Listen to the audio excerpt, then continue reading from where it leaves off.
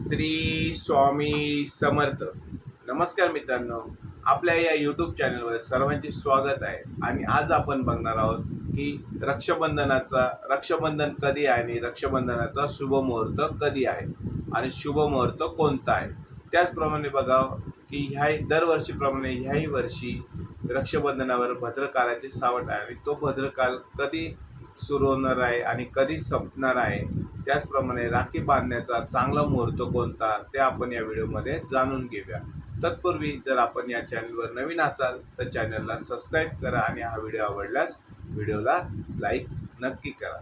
तर बघा मित्रांनो, ह्या वर्षी सोमवारी म्हणजेच 19 ऑगस्ट 2024 रोजी रक्षाबंधन हा सण साजरा केला जाणार आहे. दरवर्षीप्रमाणे ह्याही वर्षी तो मोठ्या उत्साहात आणि आनंदात महाराष्ट्रात तसेच देशभरात साजरा होणार आहे. बघा मित्रांनो की तो साजरा होताना की ह्याही वर्षी भद्रकाल हा रक्षाबंधनावर आलेला आहे. म्हणजेच काय की भद्रकालाचे सुद्धा सावट रक्षाबंधनावर यावर्षी आहे. तर तत्पूर्वी आपण जाणून घेऊया की भद्रकाल म्हणजे काय. की भद्र नावाची एक सूर्याची मुलगी होती आणि ती मुलगी शनी महाराजांसारखीच उग्र असल्यामुळे की ब्रह्मदेवाने तिला शाप दिला होता की भद्रकालात कुठलेही कार्य केले तर ते शुभ मानले जाणार नाही.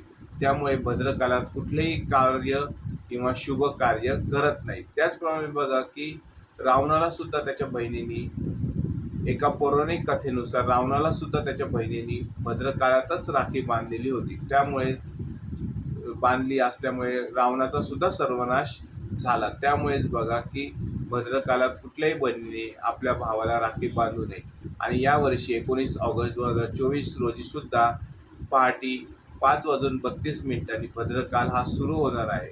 आणि 19 ऑगस्ट 2024 रोजी दुपारी 1:31 हा भद्रकाल संपणार आहे. म्हणजेच काय की बहिणीने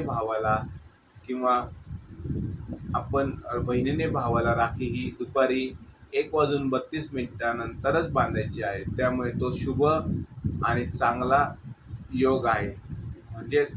म्हणजेच काय की राखी बांधण्याचा शुभ योग हा 1:32 सुरू होणार आहे. तर तो रात्री 11:55 चालणार आहे. म्हणजेच काय की तुम्ही दुपारनंतर 1:32 नंतर राखी बांधू शकता. की बघा मित्रांनो, जर तुम्हाला हा व्हिडिओ आवडला असल्यास व्हिडिओला लाईक नक्की करा आणि चॅनलला सबस्क्राईब नक्की करा. श्री स्वामी समर्थ.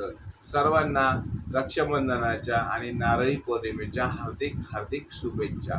श्री स्वामी समर्थ तुमचं भलं करो. श्री स्वामी समर्थ.